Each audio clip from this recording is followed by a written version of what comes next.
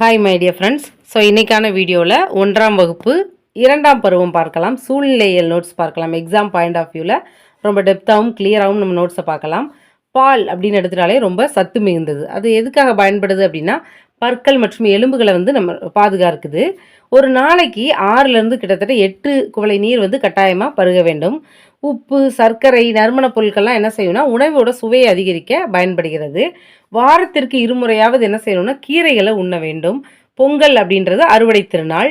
எதுக்காக அப்படின்னா இயற்கைக்கு நன்றி செலுத்துறதுக்காக கொண்டாடுறோம். பொங்கல் திருநாளில் எத்தனை நாட்கள் இருக்குது அப்படின்னா 4 நாட்கள் இருக்குது. முதல் நாளில் என்ன கொண்டாடுவோம்னா போகி, அதாவது பழையன கழிதலும் புதியன புகுதலும், அதுதான் போகின்னு சொல்லுவோம். 2ஆம் நாள் தைப்பொங்கல், சூரியனுக்கு நன்றி செலுத்துறதுக்காக அறுவடை செய்த அரிசியில் பொங்கலிட்டு வழிபடுத்துறது தான் தைப்பொங்கல். 3ஆம் நாள் மாட்டுப்பொங்கல், அதாவது கால்நடைக்கு நன்றி செலுத்துறது. 4ஆம் நாள் தான் காணும் பொங்கல். அதோட இன்னொரு பேர் என்ன சொல்கிறாங்க அப்படின்னா உழவர் திருநாள். உறவினர்கள், நண்பர்கள், கோவில்கள், சுற்றுலா தலங்களுக்கெல்லாம் சென்று மகிழ்வர். அடுத்து 2ஆம் வகுப்பில் 2ஆம் பருவம் சூழ்நிலையில் என்ன நோட்ஸ் இருக்குன்னு பார்க்கலாம். கேரட் உண்பதனால் பார்வைத்திறன் அதிகரிக்கும் மற்றும் மாலைக்கண் நோய் வராமல் தடுக்கும். காய்ச்சல் இருக்கும்போது நம்ம என்ன செய்யணும், அதிகமான தண்ணி பருகணும் அப்படின்னா அது காய்ச்சலை குறைக்க உதவும். கார்த்திகை மாதத்தின் பௌர்ணமி நாள் அன்று தான் கார்த்திகை தீபம் நம்ம எல்லாருமே கொண்டாடுறோம். ஸோ இது ஒளிமயமான மகிழ்ச்சியான வாழ்வை தரும். ஈத் உல் அதா அப்படின்றது பக்ரீத் அப்படின்னு சொல்லுவாங்க.